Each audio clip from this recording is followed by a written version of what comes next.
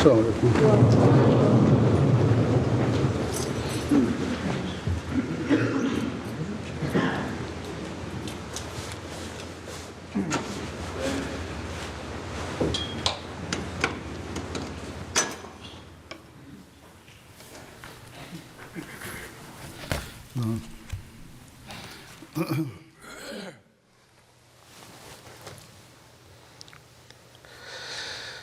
اللہ اکبر اللہ اکبر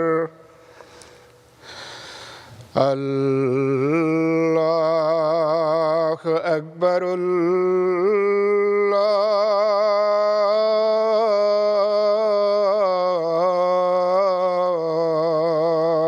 اکبر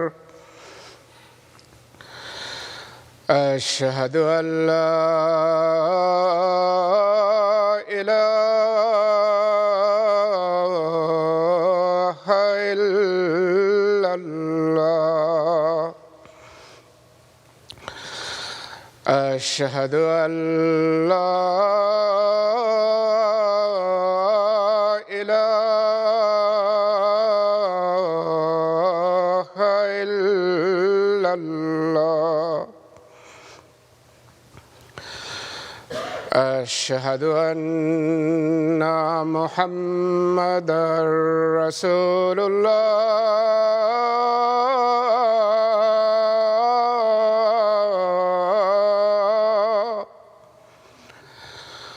أشهد أن محمدًا رسول الله حي على الصلاة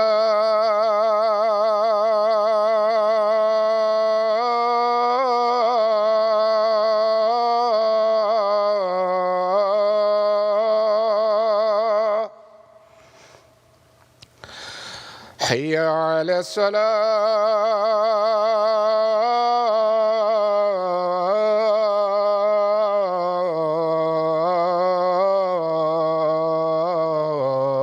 الصلاة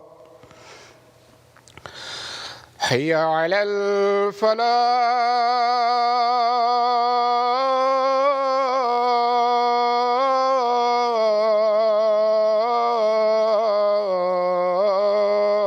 الفلاح حي على الفلاح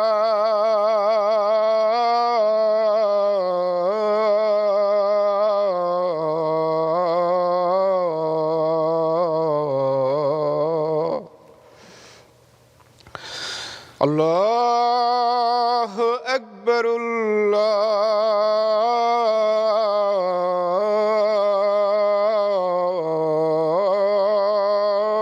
الله أكبر لا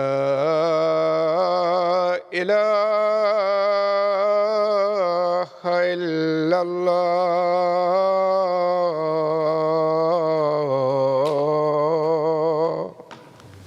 السلام علیکم ورحمۃ اللہ.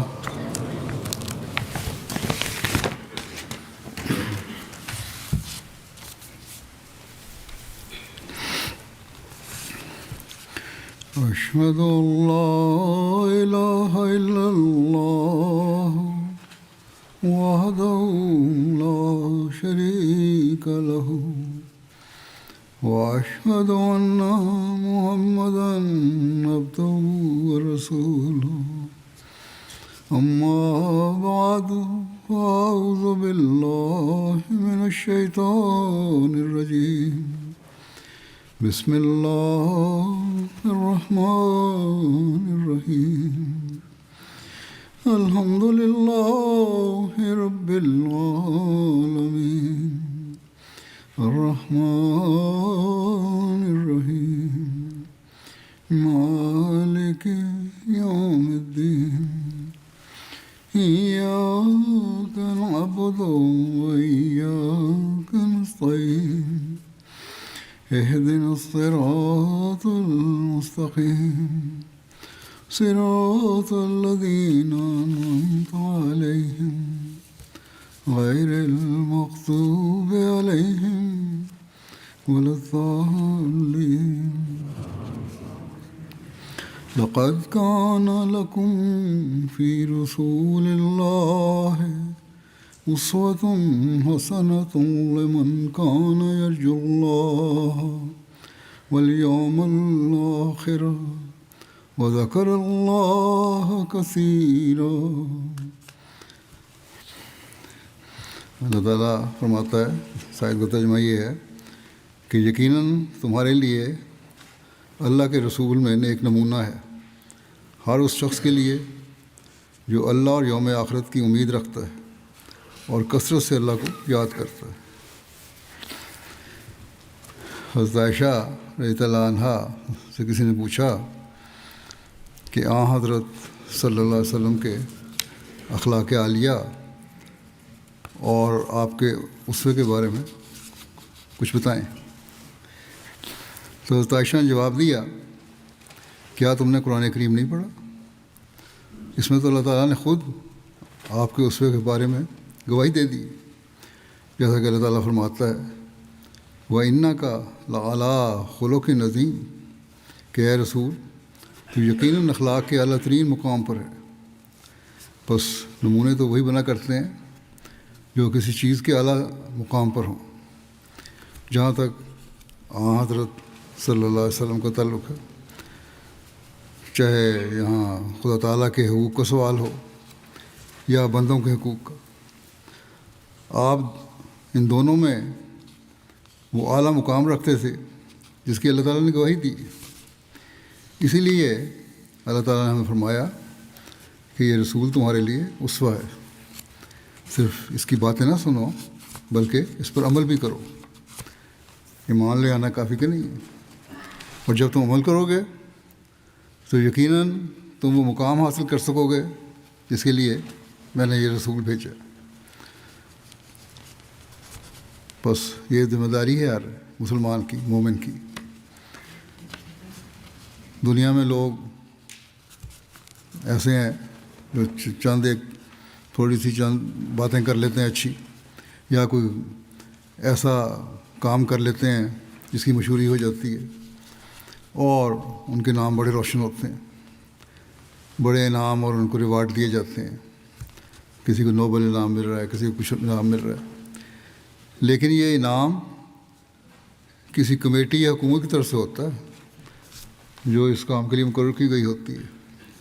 مگر یہ کبھی نہیں ہوا کہ پوری قوم نے کوئی ایسی بات کی ہو جو متفقہ ہو. اصل انعام تو وہ ہے جیسا کہ حضرت صلی اللہ علیہ وسلم کو نبوت سے پہلے جوانی ہی میں لوگوں نے صادق اور امین کہہ کر دیا تھا. یعنی آپ کو انعام کی ضرورت تو نہیں تھی، لیکن لوگوں کی نظر میں آپ وہ مقام پہنچے ہوئے تھے جس کا کوئی مقابلہ نہیں، اور پوری قوم نے آپ کو یہ خطاب دیا تھا. بس یہ وہ مقام ہے جو حضرت صلی اللہ علیہ وسلم کا ہے. اور حضرت صلی اللہ علیہ وسلم نے خود بھی فرمایا ہے کہ تم لوگ میری سنت کی پیروی کرو، میرے عملوں پر چلو، کیونکہ اللہ تعالیٰ نے مجھے تمہاری اصلاح کے لیے بھیجا ہے. آپ صلی اللہ علیہ وسلم فرماتے ہیں کہ اخلاق حسنہ کی تکمیل کے لیے مجھے مبعوث کیا گیا ہے. بس اخلاق کی تکمیل وہی کرتا ہے جو ان سب صفات کا حامل ہو اور اس میں ساری صفات پائی جاتی ہوں. جیسا کہ میں نے کہا، یہ اللہ تعالیٰ نے خود فرمایا ہے کہ آپ ہمارے لیے اسوہ حسنہ ہیں. اس لیے ہمیں آپ کی زندگی کو اپنے لیے وہ مقام دینا چاہیے کہ ہم آپ کی ہر بات پر عمل کریں، اور آپ کی ہر بات جو ہے وہ قرآن کریم کے احکامات پر مشتمل ہے، اللہ تعالیٰ کی طرف سے ہے. اور ہر جو اخلاق کا صفت ہے جو کسی انسان میں ہو سکتی ہے، ہونی چاہیے، یا جو اللہ تعالیٰ کی صفات ہیں، ان کا اصل نمونہ آپ صلی اللہ علیہ وسلم ہے. خلیفۃ مسیح ثانی نے بھی دباچہ تفسیر القرآن میں بعض باتیں پیش کی ہیں، اور ہماری سیرتی کتابوں میں بھی موجود ہیں آپ کے اخلاق کے بارے میں، آپ کی سیرت کے بارے میں۔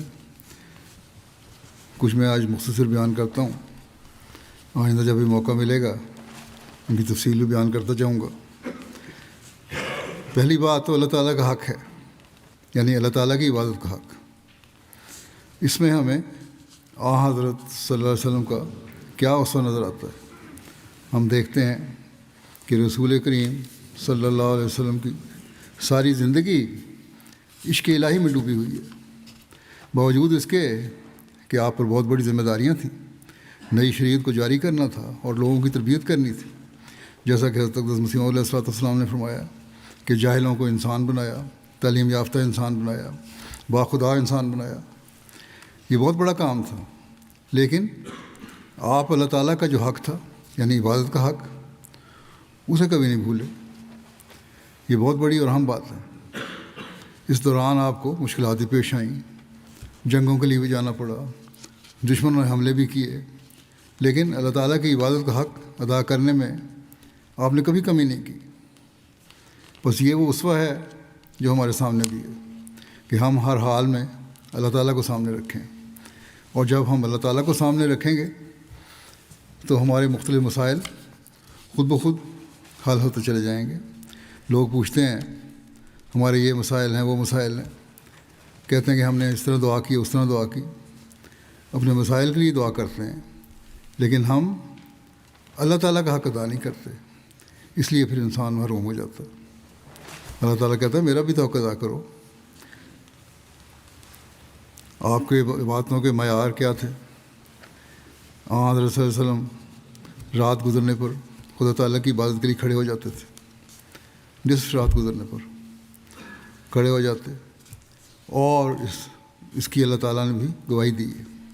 حضرت عائشہ رضی اللہ عنہا بیان کرتی ہیں کہ میں نے ایک دفعہ ایسے موقع پر جب آپ عبادت کے لیے کھڑے تھے، آپ کو کہا کہ یا رسول اللہ صلی اللہ علیہ وسلم، خدا تعالیٰ کے تو آپ پہلے ہی مکرم ہیں، پھر آپ اپنے نفس کو اتنی تکلیف میں کیوں ڈالتے ہیں کہ رات کو زیادہ حصہ عبادت میں گزار دیتے ہیں، اللہ تعالیٰ کے حضور گڑ گڑا رہے ہوتے ہیں۔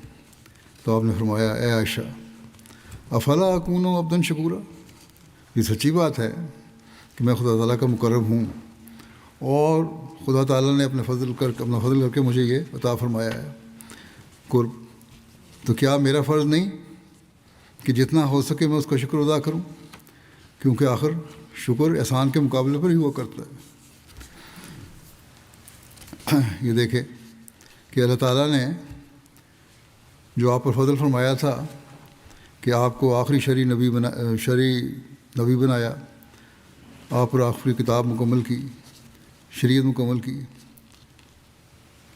اس پر آپ نے یہ بات کی کہ میں شکر نہ ادا کروں،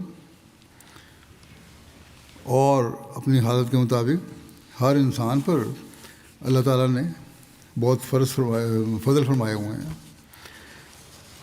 اور اس شکر گزاری کا حق ہے کہ ہم اپنی باتوں کا معیار اونچا کریں۔ لوگ سوال کر دیتے ہیں، نوجوان بھی آتے ہیں اور پوچھتے ہیں کہ ہم اللہ تعالیٰ کی عبادت کس طرح کریں، اللہ تعالیٰ کو ہماری باتوں کی کیا ضرورت ہے، یہ بھی سوال اٹھتا رہتا ہے۔ تو یہی جواب ہے، آج کل کی دنیا سے متاثر ہو کر یہ بچے بھی سوال کر رہے ہیں، تو یہی جواب ہے کہ اللہ تعالیٰ کو تمہاری باتوں کی ضرورت نہیں ہے، لیکن جو اللہ تعالیٰ کے تم پر دینی اور دنیاوی احسانات ہیں، کیا یہ اس بات کا تقاضا نہیں کرتے کہ تم اس کے احسانوں کا شکریہ ادا کرو اور عبد شکور بنو؟ اسی طرح آپ کی سیرت میں یہ واقعہ ملتا ہے کہ جب آپ خدا تعالیٰ کا کلام سنتے تو بے اختیار ہو کر آپ کی آنکھوں میں آنسو آ جاتے ہیں، خصوصاً وہ آیات جن میں آپ کو اپنی ذمہ داریوں کی طرف توجہ دلائی گئی ہے۔ چنانچہ ایک روایت میں آتا ہے کہ ایک دن رسول اللہ صلی اللہ علیہ وسلم نے حضرت عبداللہ بن مسعود رضی اللہ عنہ کو فرمایا کہ مجھے قرآن شریف پڑھ کے سناؤ۔ وہ کہتے ہیں میں نے عرض کیا یا رسول اللہ، قرآن کریم تو آپ پر نازل ہوا ہے، میں آپ کو کیا سناؤں؟ آپ نے فرمایا میں پسند کرتا ہوں کہ دوسرے لوگوں سے بھی قرآن کریم پڑھوا کر سنوں۔ حضرت عبداللہ بن مسعود کہتے ہیں کہ اس پر میں نے سورہ نساء پڑھ کر سنانی شروع کی۔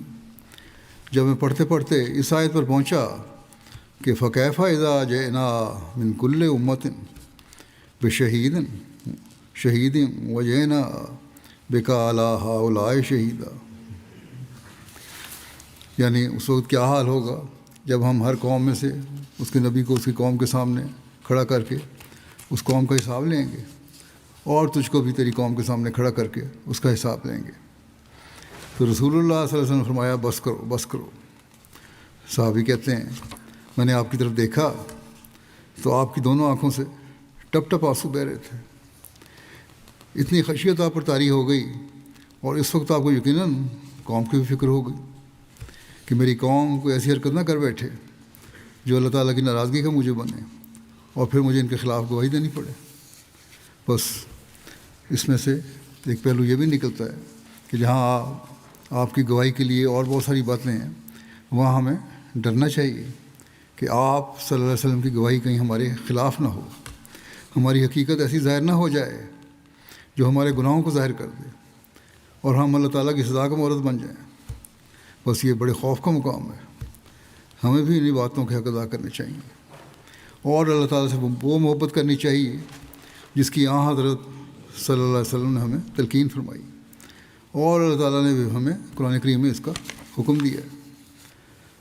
نماز کی پابندی دیکھ لیں، اس کا آپ کو اتنا خیال تھا کہ سخت بیماری کی حالت میں بھی آخری دنوں میں جب نماز لیٹ کے پڑھ لینے کی اجازت ہوتی ہے، تاریخ میں آتا ہے کہ آپ لوگوں کا سہارا لے کر مسجد کی طرف گئے، اور ایک دن آپ نہیں آ سکے تو آپ نے حضرت ابوبکر کو نماز پڑھنے کا حکم دیا، پڑھانے کا حکم دیا۔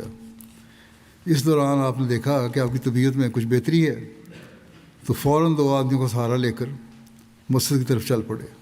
حضرت عائشہ رضی اللہ عنہا فرماتی ہیں کہ اس حالت میں بھی یہ حال تھا کہ آپ کے دونوں پاؤں زمین پر گھسٹ رہے تھے، لیکن نماز با جماعت کی اہمیت آپ کے پیش نظر تھی، امت کو دکھانا چاہتے تھے، اس لیے آپ نے وہ تکلیف برداشت کی، پاؤں گھسٹتے ہوئے وہاں پہنچے۔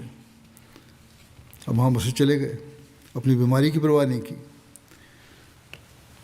تو یہ ہے اللہ تعالیٰ کی محبت کا حال آپ کا، اور اس حوالے سے لوگوں کی تربیت بھی کس طرح فرماتے تھے۔ ایک تو نمازوں کی پابندی کی طرف توجہ ہے، پھر یہ کہ اللہ تعالیٰ کی بڑائی اور اس کا مقام لوگوں کو کس طرح باور کرانا ہے، کس طرح تربیت کرتے تھے۔ عربوں میں یہ رواج تھا کہ توجہ دلانے کے لیے تالیاں پیٹی جاتی تھیں، اور یہ رواج ان زمانے میں تو عام تھا، لیکن آپ صلی اللہ علیہ وسلم نے اس رواج کو ختم کر کے فرمایا کہ اس کی جگہ ذکر الہی ہونا چاہیے۔ اس بارے میں لکھا ہے کہ ایک دفعہ رسول اللہ صلی اللہ علیہ وسلم کسی کام میں مشغول تھے، نماز کا وقت ہو گیا، آپ نے فرمایا کہ ابوبکر کو کہیں کہ نماز پڑھا دیں۔ اتنے میں آپ وہاں سے فارغ ہو کر اور فوراً مسجد کی طرف چل پڑے۔ جب آپ مسجد پہنچے تو حضرت ابوبکر نماز پڑھا رہے تھے۔ جب لوگوں کو معلوم ہوا کہ آپ مسجد میں آ گئے ہیں تو نماز پڑھنے والوں نے بےتاب ہو کر تالیاں پیٹنی شروع کر دیں۔ اس سے ایک طرف تو یہ بتانا مقصود تھا کہ رسول اللہ صلی اللہ علیہ وسلم کے آنے سے ان کے دل بے انتہا خوش ہو گئے، اور دوسری طرف حضرت ابوبکر کو توجہ دلانا مقصود تھا کہ اب آپ کی امامت ختم ہو گئی، کیونکہ رسول اللہ صلی اللہ علیہ وسلم تشریف لے آئے۔ حضرت ابوبکر پیچھے ہٹ گئے اور رسول اللہ صلی اللہ علیہ وسلم کے لیے امام کی جگہ چھوڑ دی۔ نماز کے بعد رسول اللہ صلی اللہ علیہ وسلم نے فرمایا، ابوبکر جب میں نے تمہیں نماز پڑھانے کا حکم دیا تھا تو پیچھے کیوں ہٹ گئے تھے؟ حضرت ابوبکر نے عرض کیا، کیا اخلاص ہے یا رسول اللہ، اللہ کے رسول کی موجودگی میں ابو قحافہ کا بیٹا کیا حیثیت رکھتا تھا کہ نماز پڑھائے؟ پھر آپ صحابہ کی طرف متوجہ ہوئے اور فرمایا، تالیاں پیٹنے سے تمہاری کیا غرض تھی؟ خدا کے ذکر میں تالیوں کو پیٹنا مناسب نہیں ہے۔ معلوم ہوتا ہے جب نماز کے وقت کوئی ایسی بات ہو مناسب معلوم نہیں ہوتا۔ جب نماز کے وقت کوئی ایسی بات ہو کہ اس کی طرف توجہ دلانی ضروری ہو تو بجائے تالیاں پیٹنے کے خدا کا نام بلند آواز سے لیا کرو، سبحان اللہ کہنا چاہیے۔ جب تم ایسا کرو گے تو خود بخود دوسروں کی توجہ اس واقعے کی طرف پھر جائے گی۔ اسی طرح آپ تکلف کی عبادتیں پسند نہیں کرتے تھے، باوجود اتنی عبادتوں کی طرف توجہ دلانے کے آپ کہتے تکلف نہیں ہونا چاہیے۔ ایک دفعہ آپ گھر میں گئے، دیکھا کہ دو ستونوں کے درمیان ایک رسی لٹکی ہوئی ہے۔ آپ نے پوچھا یہ رسی کیوں باندھی ہوئی ہے؟ لوگوں نے بتایا کہ یہ حضرت زینب کی رسی ہے، جب وہ عبادت کرتے کرتے تھک جاتی ہیں تو اس رسی کو پکڑ کر سہارا لے لیتی ہیں۔ آپ صلی اللہ علیہ وسلم نے فرمایا ایسا نہیں کرنا چاہیے، یہ رسی کھول دو۔ ہر شخص کو چاہیے کہ اتنی دیر عبادت کیا کرے جب تک اس کے دل میں بشاشت رہے، جب وہ تھک جائے تو بیٹھ جائے۔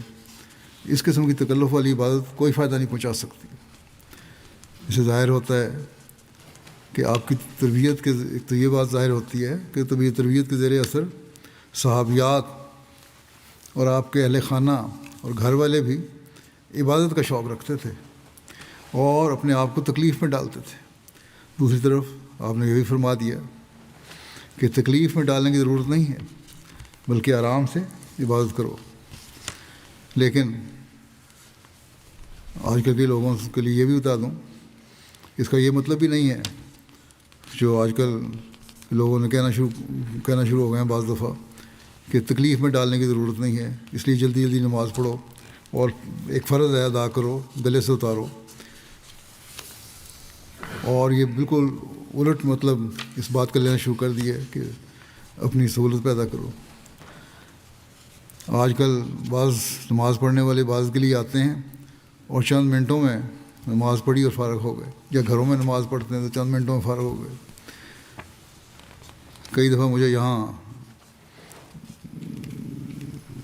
بھی لوگ سوال پوچھ لیتے ہیں کہ نماز کس طرح پڑھنی چاہیے، تو نماز اسی طرح پڑھنی چاہیے کہ اسے سنوار کے پڑھو۔ اس بارے میں حضرت صلی اللہ علیہ وسلم کی ایک حدیث ہے کہ ایک صحابی کو آپ نے 3-4 دفعہ نماز پڑھنی تلقین فرمائی۔ وہ آپ کی مجلس میں لیٹ آیا تھا، آپ کی مجلس میں نماز پڑھ کر بیٹھے ہوئے تھے، نماز باجماعت ہو چکی تھی اور وہ مجلس لگی ہوئی تھی۔ ہر دفعہ وہ صحابی نماز پڑھتے اور آپ کے پاس آتے تو آپ فرماتے دوبارہ جاؤ نماز پڑھو۔ پھر وہ نماز پڑھ کے آتے تو آپ پھر فرماتے دوبارہ جاؤ نماز پڑھو۔ اس طرح 3-4 دفعہ آپ نے ان کو نماز پڑھنے کی تلقین کی۔ جب انہوں نے عرض کیا کہ مجھے اس سے بہتر نماز پڑھنے کا طریق نہیں آتا، آپ فرمائے کس طرح پڑھنی ہے؟ آپ نے فرمایا نماز آرام سے پڑھو، اللہ کا ذکر کرو، درود پڑھو، توحید اور تحمید کا ذکر ہو، رکوع اور سجدے بھی صحیح طرح ہونے چاہیے۔ بس اس بات کو بھی یاد رکھیں۔ یہ بات نہیں ہے کہ سہولت سے نماز پڑھ لی کا مطلب یہ ہے کہ جلدی جلدی پڑھ لی، کیونکہ روایت میں ایک آ گیا ہے کہ آسانی سے نماز پڑھو۔ ہمیں نیند آ رہی تھی تو ہم نے جلدی جلدی 2 منٹ میں نماز پڑھ لی، اور نہیں سکارا کی حالت میں ایسی منع نماز پڑھنا یہ جائز نہیں ہے، بلکہ جب نماز پڑھنی ہے تو اس کا بھی حق ادا کرنا ہے۔ اس کی بھی آپ نے تلقین فرمائی ہے۔ شرک سے آپ کو اس قدر نفرت تھی کہ وفات کے وقت جب آپ آخری وقت کی تکلیف میں مبتلا تھے تو آپ کبھی دائیں کروٹ لیٹتے اور کبھی بائیں کروٹ لیٹتے اور یہ فرماتے جاتے تھے کہ خدا ان یہود و نصارہ پر لعنت کرے جنہوں نے اپنے نبیوں کی قبروں کو مسجد بنا لیا ہے، یعنی وہ نبیوں کی قبروں پر سجدے کرتے ہیں اور ان سے دعائیں کرتے ہیں۔ آپ کا مطلب یہ تھا کہ میری قوم اگر میرے بعد ایسا فعل کرے گی تو وہ یہ نہ سمجھے کہ وہ میری دعاؤں کی مستحق ہوگی، بلکہ میں اس سے کلی طور پر بیدار ہوں گا۔ جیسا کہ پہلے ذکر ہو چکا ہے، اللہ تعالیٰ گواہی مانگے گا۔ اب دیکھ لیں مدینہ میں تو آپ کے مزار مبارک پر حکومت نے بڑی پابندیاں لگائی ہوئی ہیں، اسی وجہ سے کسی کو بھی سجدہ کرنے نہیں دیتے، قریب بھی نہیں آنے دیتے۔ لیکن بہت سارے مسلمان ملکوں میں پیروں فقیروں کے درباروں کو سجدے کیے جاتے ہیں اور بزرگوں سے منتیں مانگی جاتی ہیں۔ یہ جو طریقہ ہے یہ شرک ہے، جس چیز سے حضرت صلی اللہ علیہ وسلم نے منع فرمایا اور اپنے لیے منع فرمایا ہے، تو پھر کسی اور پیر فقیر یا بزرگ کا کیا حق بنتا ہے کہ اس کی قبر پر سجدہ کیا جائے؟ اللہ تعالیٰ کا فضل ہے کہ ہم نے حضرت مسیح موعود علیہ السلام کو مان کر ان چیزوں سے تو اپنے آپ کو بچا لیا ہے، لیکن عبادتوں کے معیار بہرحال ہم نے حاصل کرنے ہیں۔ لیکن غیروں میں جو دوسرے مسلمان ہیں ان میں یہ بہت رواج ہے۔ اللہ تعالیٰ ان پر بھی رحم کرے اور ان کو عقل اور سمجھ دے، وہ اس شرک سے باز آ جائیں۔ خدا تعالیٰ کے حضور انکساری کی یہ حد تھی کہ جب لوگوں نے آپ سے کہا کہ یا رسول اللہ صلی اللہ علیہ وسلم، آپ تو اپنے عمل کے زور سے خدا تعالیٰ کے فضل کو حاصل کر لیں گے، کیونکہ اللہ تعالیٰ نے آپ کو سند عطا فرما دی ہے اور آپ کے اخلاق کی تعریف کی ہے اور آپ کے اسوے کو مسلمانوں کے لیے عمل کا ایک معیار قرار دیا ہے، تو اس کا مطلب ہے کہ آپ کے اعمال ایسے ہیں کہ اللہ تعالیٰ آپ کو بخش دے گا یا بخش دیا ہے؟ آپ نے فرمایا نہیں، میں بھی خدا کے احسان سے ہی بخشا جاؤں گا۔ چاہے حضرت ابو ہریرہ رضی اللہ عنہ بیان کرتے ہیں کہ میں نے ایک دن رسول اللہ صلی اللہ علیہ وسلم سے سنا، آپ فرما رہے تھے کہ کوئی شخص اپنے عملوں سے جنت میں داخل نہیں ہوگا۔ میں نے عرض کیا یا رسول اللہ، کیا آپ بھی اپنے عملوں سے جنت میں داخل نہیں ہوں گے؟ آپ نے فرمایا میں بھی اپنے اعمال کے زور سے جنت میں داخل نہیں ہو سکتا، ہاں خدا تعالیٰ کا فضل اور اس کی رحمت مجھے ڈھانک لے تو یہی ایک صورت ہے۔ بخاری کی یہ روایت ہے۔ پھر آپ نے نصیحت کرتے ہوئے فرمایا کہ اپنے کاموں میں نیکی اختیار کرو اور خدا تعالیٰ کے قرب کی راہیں تلاش کرو،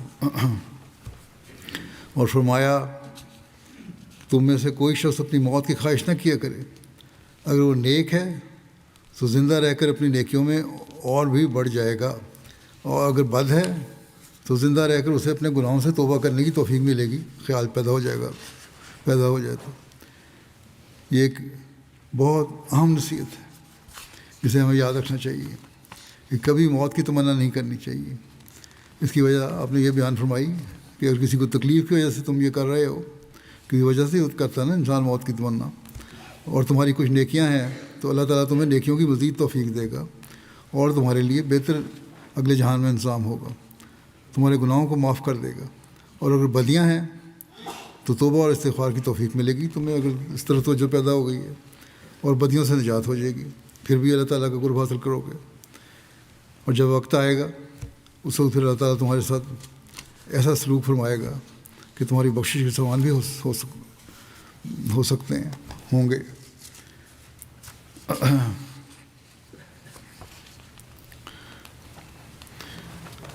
باتوں کے معیار کا جو اپنا تھا وہ تو حال دیکھ لیا، دوسروں کو بھی تو دلایا کرتے تھے۔ روایت میں آتا ہے کہ ایک دفعہ آپ رات کے وقت اپنے داماد حضرت علی اور اپنی بیٹی حضرت فاطمہ کے گھر تشریف لے گئے اور ان سے پوچھا کیا تہجد پڑھا کرتے ہو؟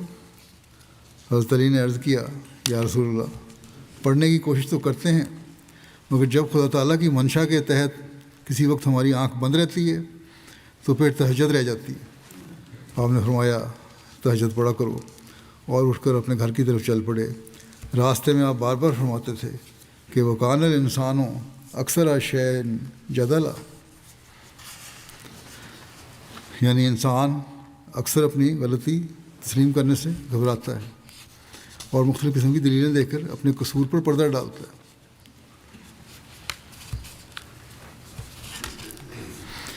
بس آپ نے وہاں ان کے سامنے بھی کہا، سمجھایا انہیں، اور واپس آتے ہوئے یہ بات دہراتے جاتے تھے تاکہ حضرت علی تک دوسرے لوگ بھی یہ بات پہنچا دیں۔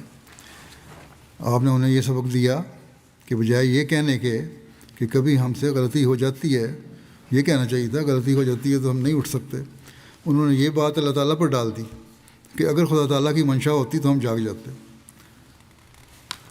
ورنہ سوئے رہتے ہیں۔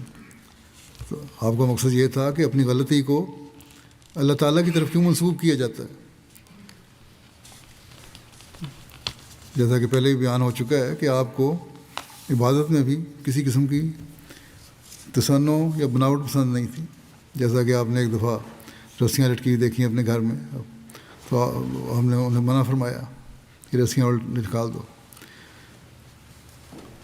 آپ کا یہ اصول تھا کہ جو طاقتیں اللہ تعالیٰ نے انسان میں پیدا کی ہیں ان کو صحیح طور پر استعمال کرنا چاہیے، اور یہی اصل عبادت ہے.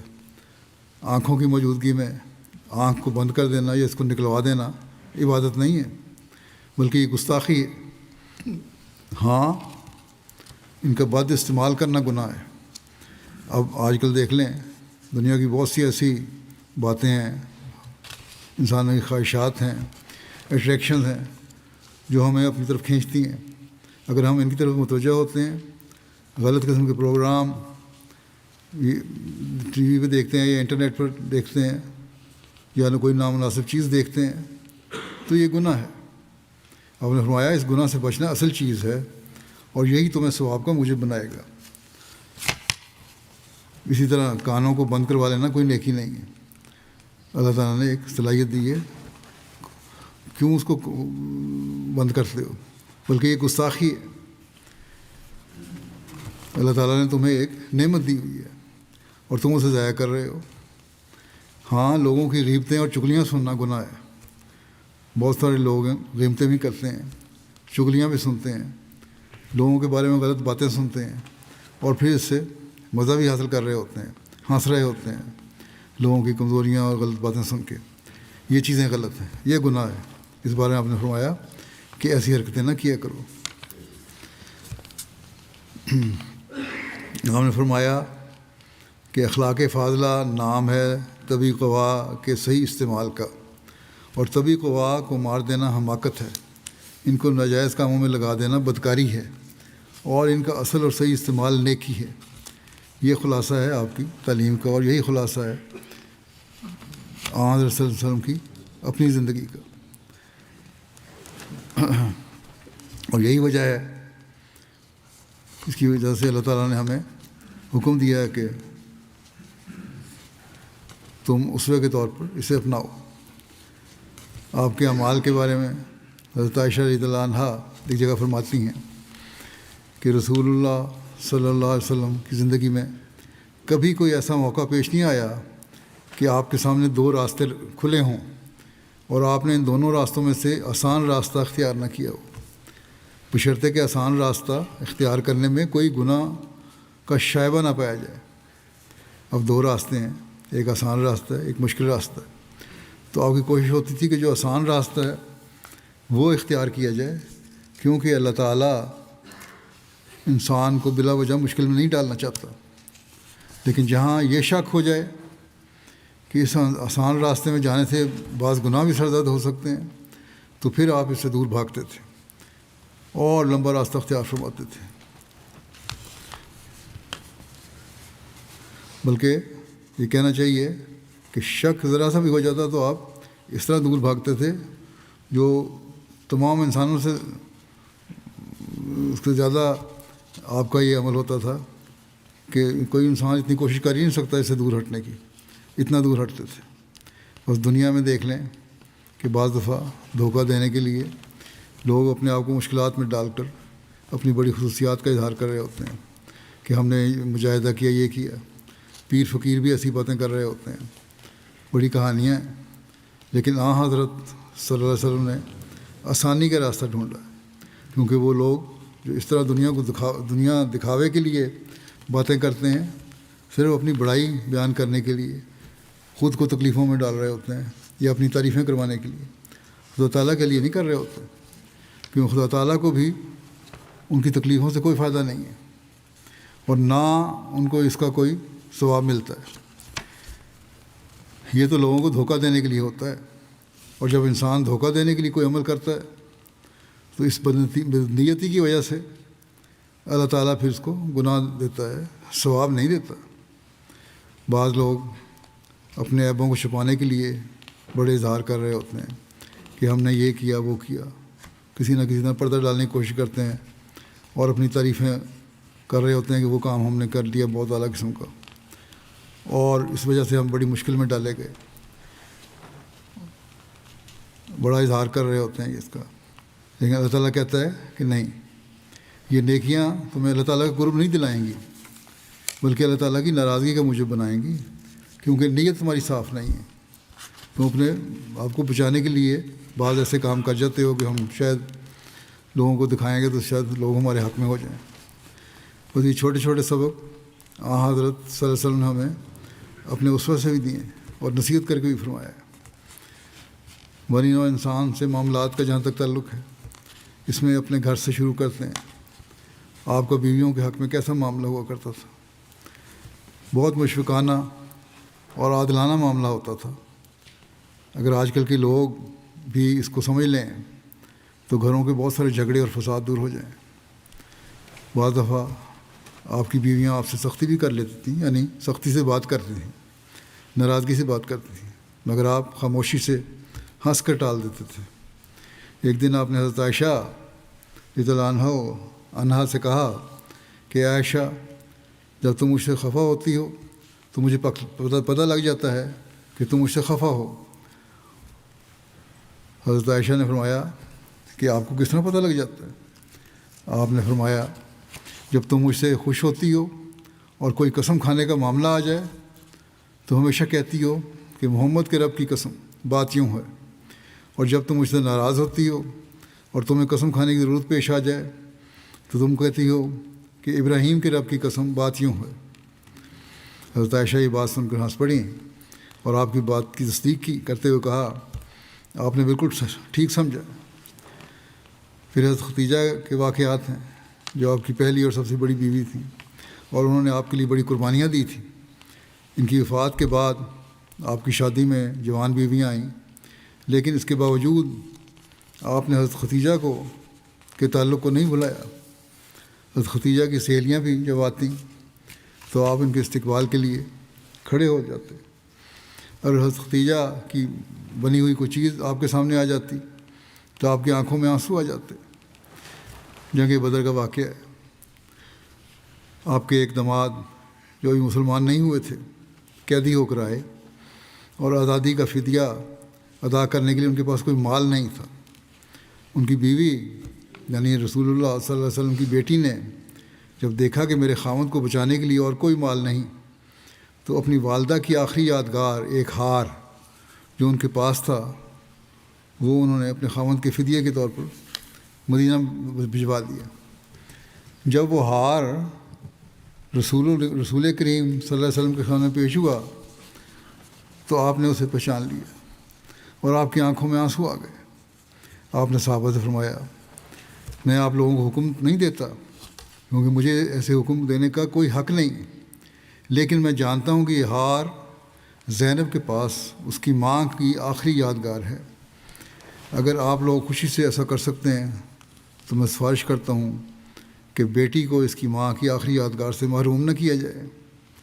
صحابہ نے کہا، یا رسول اللہ صلی اللہ علیہ وسلم، ہمارے لیے اس سے زیادہ خوشی کا کیا مجھے ہو سکتا ہے؟ چنانچہ انہوں نے وہ ہار حضرت زینب کو واپس کر دیا۔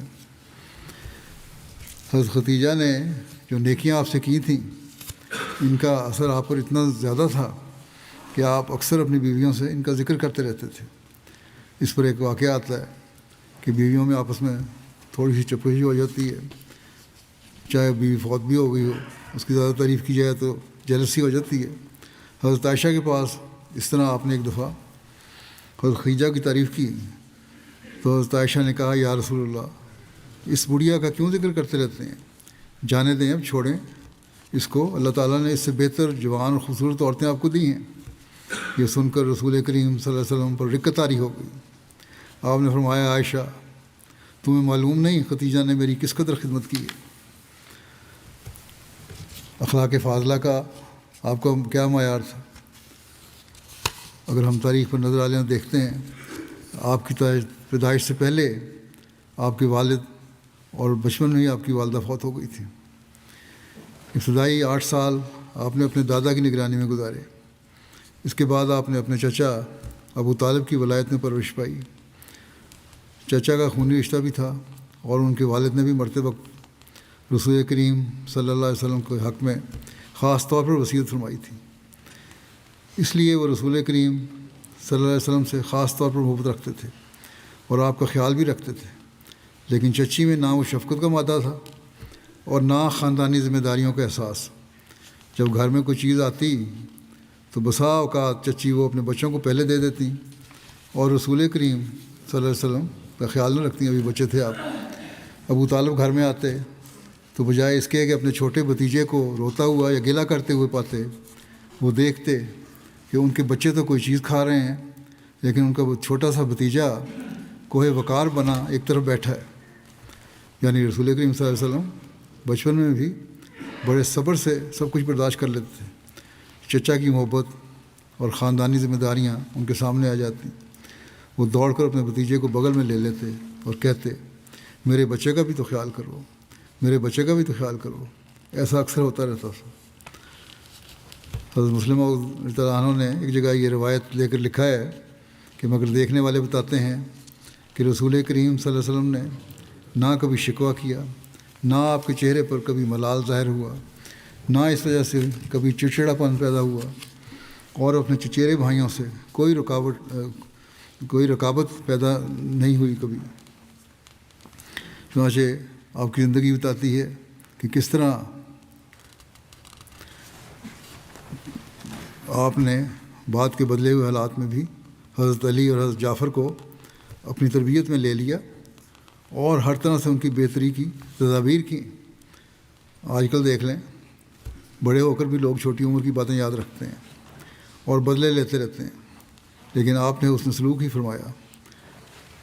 بلکہ بڑے ہو کر ایسی سمجھ بوجھ کی عمر کو پہنچ کر بھی آج کل ہم نے دیکھا ہے بعض لوگ اپنے دوسرے رشتہ داروں کے پاس رہنا اگر پڑ جائے ان کو تو بعض دفعہ باپ نہیں ہوتے، اس کی وجہ سے 14-15 سال کی عمر میں رہنا پڑ جاتا ہے، یا کسی دوسری مجبوری کی وجہ سے رہنا پڑتا ہے۔ وہاں اگر کوئی زیادتی ہو جائے ان رشتہ داروں سے تو پھر ان باتوں کو نہیں بھولتے اور جب موقع ملے پھر بدلے لیتے چلے جاتے ہیں۔ لیکن حضرت صلی اللہ علیہ وسلم نے کبھی بدلہ نہیں لیا، بلکہ الٹا جب موقع آیا تو ان کو اپنی آغوش میں لے لیا، ان کی تربیت کی اور ان کو ایک مقام دیا۔ اخلاق فاضلہ کے ضمن میں صبر کی ایک مثال ملاحظہ ہو۔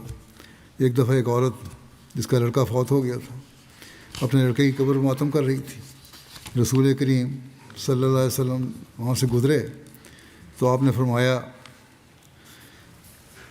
اے عورت صبر کرو، خدا کی مشیت ہر ایک پر غالب ہے۔ وہ عورت رسول کریم صلی اللہ علیہ وسلم کو پہچانتی نہیں تھی۔ اس نے آگے سے جواب دیا کہ جس طرح میرا بچہ مرا ہے، اگر تمہارا بچہ بھی مرتا تو تمہیں معلوم ہوتا کہ صبر کیا چیز ہے۔ رسول کریم صلی اللہ علیہ وسلم یہ کہہ کر وہاں سے آگے چل پڑے کہ ایک نہیں میرے 7 بچے فوت ہو چکے ہیں۔ بس اس قسم کے موقع پر آپ گزشتہ مصائب پر صرف اتنا ہی اظہار فرماتے تھے، لیکن کبھی اس سے زیادہ اظہار نہیں کیا، اور نہ ہی اس غم کی وجہ سے کبھی بنی نوع انسان کی خدمت میں کوتاہی کی۔ آپ کے تحمل کا یہ عالم تھا کہ جب آپ کو خدا تعالیٰ نے بادشاہت عطا فرما دی تب بھی آپ ہر ایک کی بات سنتے تھے۔ اگر کوئی سختی بھی کرتا تو آپ خاموش ہو جاتے تھے، اور کبھی سختی کرنے والے کا جواب سختی سے نہیں دیتے تھے۔ تاریخ میں لکھا ہے کہ مسلمان رسول کریم صلی اللہ علیہ وسلم کو آپ کے نام کے بجائے آپ کے روحانی درجے سے پکارتے تھے، یعنی یا رسول اللہ کہہ کر بلاتے تھے، اور غیر مذہب کے لوگ اپنے دستور اور وہاں کے رواج کے مطابق اس طرح احترام کرتے تھے کہ آپ کو محمد کہہ کر بلانے کے بجائے ابو القاسم کہہ کر بلاتے تھے، جو آپ کی کنیت تھی، یعنی قاسم کا باپ، کیونکہ آپ کے ایک بیٹے کا نام قاسم بھی تھا جو فوت ہو گئے تھے۔ ایک دفعہ ایک یہودی مدینہ میں آیا اور اس نے آپ سے آ کر بحث شروع کر دی۔ بحث کے دوران وہ بار بار کہتا تھا، اے محمد بات یوں ہے، اے محمد بات یوں ہے۔ رسول کریم صلی اللہ علیہ وسلم بغیر کسی انکباس کے اس کی باتوں کو جواب دیتے تھے، مگر صحابہ اس کی یہ گستاخی دیکھ کر بےتاب ہو رہے تھے۔ آخر ایک صحابی سے رہا نہیں گیا، اس نے یہودی سے کہا کہ خبردار، آپ کا نام لے کر بات نہ کرو، اگر تم رسول اللہ نہیں کہہ سکتے تو کم از کم ابو القاسم کہہ دو۔ یہودی نے کہا، میں تو وہی نام لوں گا جو ان کے ماں باپ نے ان کا رکھا ہے۔ رسول کریم صلی اللہ علیہ وسلم مسکرائے اور صحابہ سے فرمایا، دیکھو یہ ٹھیک کہتا ہے، میرے ماں باپ نے میرا نام محمد ہی رکھا تھا، جو نام یہ لینا چاہتا ہے اسے لینے دو اور اس پر غصے کا اظہار نہ کرو۔ تحمل کی یہ حالت تھی کہ بعض دفعہ آپ کسی کام کے لیے باہر نکلتے تو بعض لوگ آپ کا راستہ روک کر کھڑے ہو جاتے اور اپنی ضرورتیں بیان کرنی شروع کر دیتے۔ اس وقت تک آپ کھڑے رہتے جب تک وہ اپنی بات ختم نہیں کر لیتے تھے، پھر آپ آگے چل پڑتے۔ پھر بعض لوگوں کو عادت ہوتی ہے کہ مسافہ کیا تو ہاتھ دیر تک پکڑے رکھا، تو آپ بھی ان کے ہاتھ کو دیر تک پکڑے رکھتے تھے۔ اگرچہ یہ کوئی پسندیدہ طریق نہیں ہے، مگر رسول کریم صلی اللہ علیہ وسلم کبھی ان کے ہاتھ سے اپنا ہاتھ نہیں چھڑاتے تھے۔ ہر قسم کے حاجت مند اپنی حاجتیں آپ کو پیش کرتے۔ بعض دفعہ مانگنے والے کو اس کی ضرورت کے مطابق کچھ دے دیتے تو اپنی حرص سے مجبور ہو کر اور زیادہ مطالبہ کرتا اور آپ اس کی خواہش کو بھی پورا کر دیتے۔ بعض دفعہ لوگ مانگتے چلے جاتے اور آپ ان کو ہر دفعہ کچھ نہ کچھ دیتے چلے جاتے۔ اور جو خاص طور پر ایسے حالات میں مخلص نظر آتا آدمی مانگنے والا، اس کے معاملے کے مطابق دینے کے بعد صرف اتنا فرما دیتے اس کو، مخلص کو، کہ یہ زیادہ اچھا ہوتا اگر تم خدا پر توکل کرتے۔ چنانچہ ایک دفعہ ایک صحابی نے متواتر اصرار کر کے آپ سے کئی دفعہ اپنی ضرورتوں کے لیے روپیہ مانگا۔ آپ نے اس کی خواہش کو پورا کر دیا، مگر آخر میں فرمایا سب سے اچھا مقام تو یہی ہے کہ انسان خدا پر توکل کرے۔ اس صحابی کے اندر اخلاص تھا اور ادب بھی تھا۔ جو کچھ وہ لے چکا تھا ادب کی وجہ سے اس نے واپس تو نہ کیا، لیکن آئندہ کے متعلق اس نے عرض کیا کہ یا رسول اللہ، یہ میری آخری بات ہے، اب میں آئندہ کسی صورت میں بھی سوال نہیں کروں گا کسی سے بھی۔ انہی صحابی کے بارے میں واقعہ آتا ہے کہ ایک دفعہ جنگ ہو رہی تھی، بہت خطرناک جنگ کی صورتحال تھی۔ میدان جنگ میں نیزے پھینکے جا رہے تھے، تلواریں چل رہی تھیں، تیر پھینکے جا رہے تھے، تلواریں چل رہی تھیں، نیزے چل رہے تھے، سپاہیوں سے لڑ رہے تھے اور گردنیں کٹ رہی تھیں۔ عین اس موقع پر جب کہ وہ دشمن کے نرغے میں تھے، ان کا ایک گھوڑا ہاتھ سے گر گیا۔ ایک ہمراہی سپاہی مسلمان نے جو پیدل تھا، اس نے اس خیال سے کہ افسر نیچے اترے گا تو ایسا نہ ہو کہ نقصان پہنچ جائے، جھک کر گھوڑا اٹھانا چاہا تاکہ ان کے ہاتھ میں دے دے۔ اس صحابی کی نظر اس سپاہی پر پڑی اور اس نے کہا کہ میرے بھائی، تجھے خدا کی قسم گھوڑے کو ہاتھ نہ لگانا۔ یہ کہتے ہوئے گھوڑے سے کود پڑے اور گھوڑا اٹھا لیا۔ پھر آپ نے ساتھی سے کہا کہ میں نے رسول کریم صلی اللہ علیہ وسلم سے اقرار کیا تھا کہ میں کسی سے بھی کوئی سوال نہیں کروں گا۔ اگر میں گھوڑا تمہیں اٹھانے دیتا تو گو میں نے زبان سے تم سے سوال نہیں کیا تھا، لیکن اس میں کیا شبہ تھا کہ زبان حال سے یہ سوال بن جاتا تھا اور ایسا کرنا مجھے وعدہ خلاف بنا دیتا۔ گو یہ جنگ کا میدان ہے، مگر میں اپنے کام خود کروں گا۔ اس خطرناک حالت میں بھی ان کو اپنا وعدہ یاد رہا۔ بس یہ اور بہت ساری باتیں ہیں حضرت صلی اللہ علیہ وسلم کی سیرت کی، آپ کے انصاف کے بارے میں، جذبات کے احترام کے بارے میں، غرباء کا خیال رکھنے کے بارے میں، جو ہمارے لیے ایک اسوہ ہیں۔ غرباء کے مالوں کی حفاظت کے بارے میں، عورتوں سے حسن سلوک، جیسا کہ میں نے پہلے بھی ذکر کیا ہے، گھر میں بیویوں سے اور عام عورتوں سے بھی حسن سلوک فرماتے تھے۔ بنی نوع انسان کی خدمت کرنے کے بارے میں، ہمسایوں سے حسن سلوک اور رشتہ داروں سے حسن سلوک کے بارے میں بے شمار باتیں ہیں جو آپ صلی اللہ علیہ وسلم کے اسوے میں ہمیں ملتی ہیں۔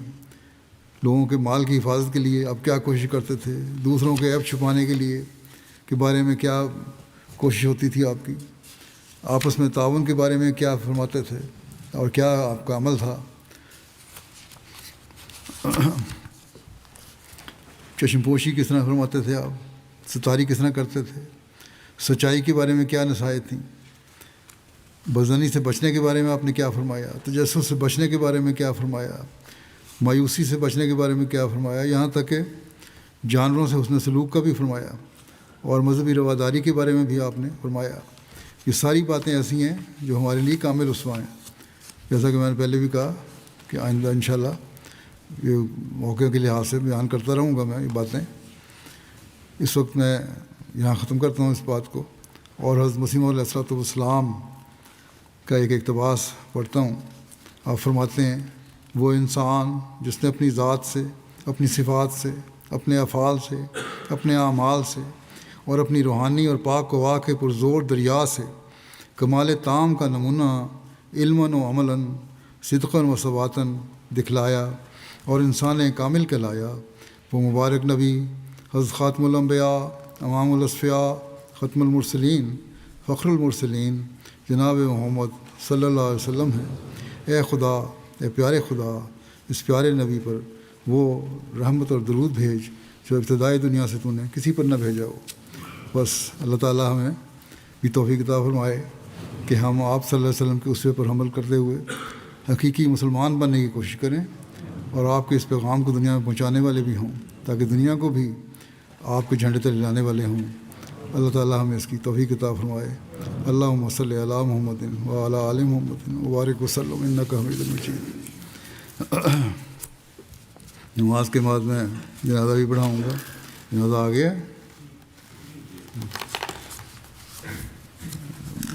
ایک حاضر جنازہ ہے جو مکرم لئی کے مطاہر صاحب کا ہے، مربی سلسلہ تھے، یو کے میں تھے۔ گزشتہ دنوں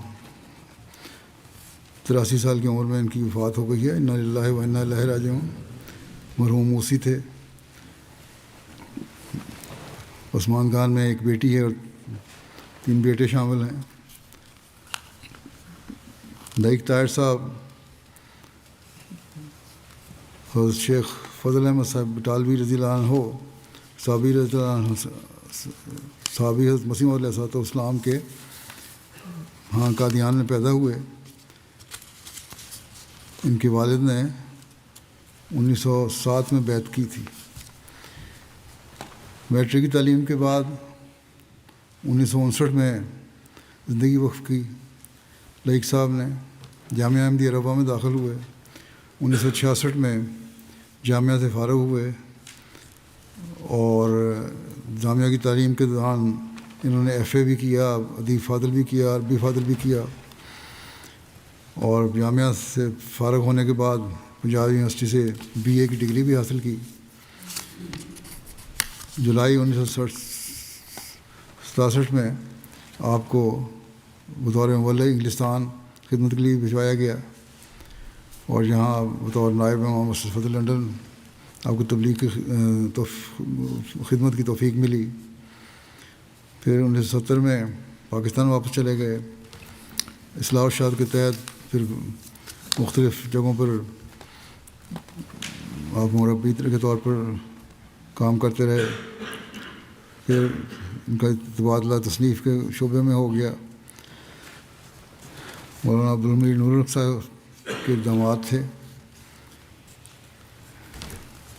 پھر اسی طرح ان کو وہاں خدمت کے دوران جامعہ میں استاد مقرر کیا گیا اور تقریباً 10 سال یہ تدریس کے فرائض انجام دیتے رہے۔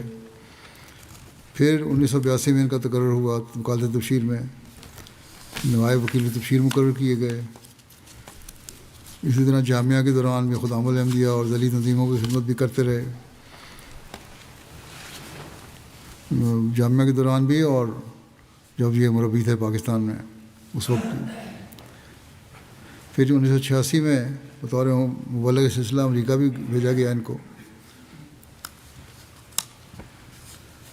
پھر 1986 میں ہی خلیفہ مسیح رابع نے ان کی پوسٹنگ یہاں بلا کے گلاسکو میں کر دی، جہاں ان کو مربی سلسلہ مبلغ سلسلہ کی توفیق ملی۔ 2005 میں جامعہ یو کے پرنسپل بھی مقرر ہوئے جب جامعہ کھلا ہے۔ ان کا خدمت کا عرصہ تقریباً 59 سال بنتا ہے۔ عطاء المجید راشد صاحب امام فضل مسجد فضل لنڈن کہتے ہیں کہ مرحوم دین اسلام کے فدائی، خلافت کے جانثار خادم، وقف زندگی کے تقاضوں کو بھرپور طریقے پر ادا کرنے والے ایک بہت کامیاب مبلغ سلسلہ تھے۔ آپ نے لمبا عرصہ فدائیت سے خدمت دین کی توفیق پائی۔ خوش الحانی اور پر اثر انداز میں قرآن مجید کی تلاوت کرتے، دل نشین پیرائے میں تربیتی امور کی طرف توجہ دلایا کرتے تھے۔ جن جن جماعتوں میں آپ کو خدمت کی توفیق ملی وہاں بہت سی نیک یادیں چھوڑی ہیں۔ احباب جماعت سے محبت و پیار کرنے والے ایک مقبول خادم دین تھے۔ تحریر کے میدان میں بھی آپ کو متعدد خدمات کی توفیق ملی۔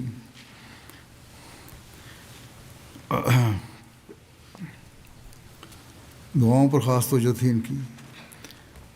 آپ کے مکان کے در و دیوار کو دعائیہ کلمات سے، آپ نے اپنے مکان کی دیواروں کو بھی دعائیہ کلمات سے مزین کیا ہوا تھا. بہت ساری خوبیوں کے مالک تھے. مبارک صدیقی صاحب کہتے ہیں کہ ربا کے زمانے سے میں ان کو جانتا ہوں. باعث نہایت شگفتہ تھے، شگفتگی پائی جاتی تھی، شائستگی تھی طبیعت میں.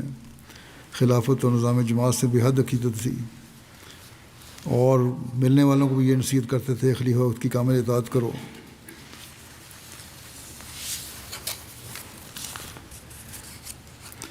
اسی طرح کہتے ہیں کہ آپ کی جیب میں ہر وقت ایک چھوٹی سی نوٹ بک ہوتی تھی، جہاں کہیں کوئی بات دیکھتے سنتے فوراً نوٹ کر لیتے کوئی اچھی بات. یہ نہیں کسی خاص آدمی سے، بلکہ جہاں بھی دیکھی کوئی بات فوراً نوٹ کر لی. طالب علمی کے زمانے سے بزرگان سلسلہ کی صحبت میں بیٹھنا آپ کا معمول تھا.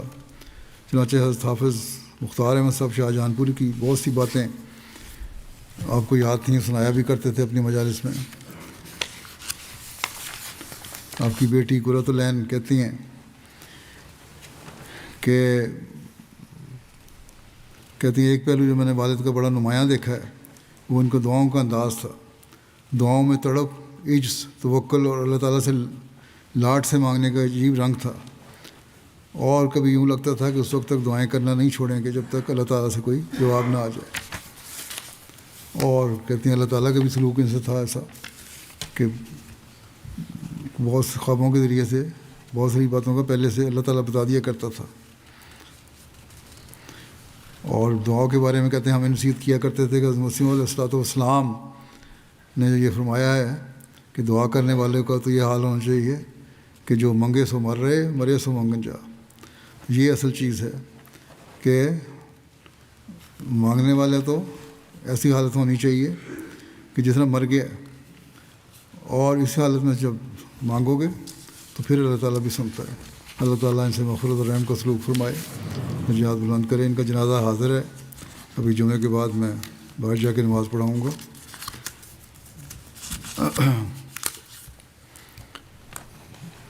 دوسرا ذکر ہے جنازہ غائب ہے مکرم سیگا جالو صاحب، نائب صدر ریجن سیگو مالی کے ہیں. ان کی گزشتہ دنوں وفات ہوئی ہے. انا للہ و انا الیہ راجعون. مرحوم بھی موسی تھے. مبلغ سلسلہ تاثیر صاحب لکھتے ہیں کہ مرحوم کو ریڈیو پروگرام سن کر 1916 میں احمدیت قبول کرنے کی توفیق ملی، اور پھر اپنے ایمان میں انہوں نے بڑی ترقی کی. بڑے فدائی اور فعال احمدی تھے. جماعتی پروگراموں میں، چندہ جات میں بڑے بڑھ چڑھ کر حصہ لیتے تھے. روزانہ فجر اور مغرب عشاء کی نماز مسجد میں آ کر ادا کرتے تھے. دور سے بھی خلافت سے بے پناہ عقیدت اور محبت کا تعلق تھا.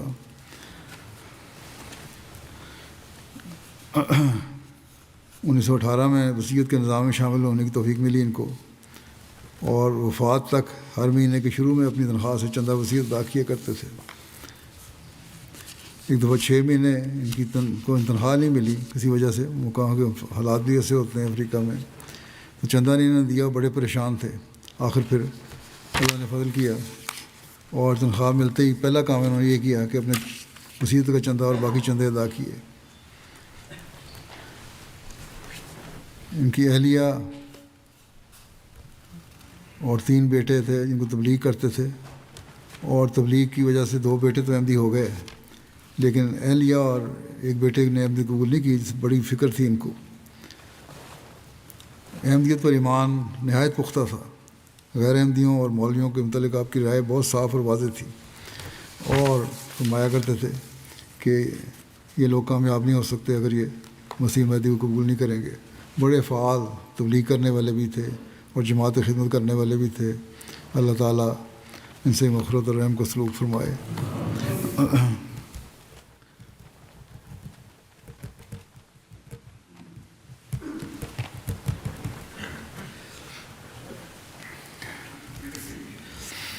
الحمد لله نحمده ونستعينه ونستغفره ونؤمن به ونتوكل عليه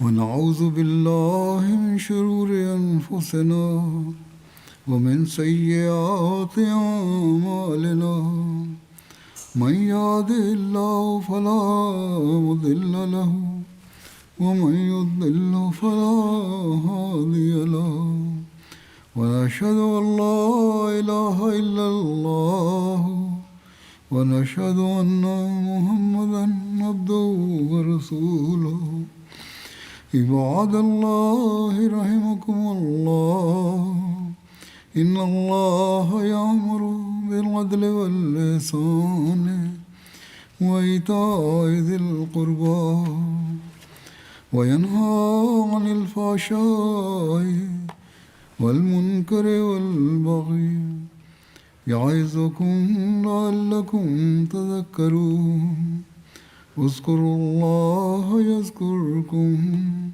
وادعوه يستجب لكم ولذكر الله أكبر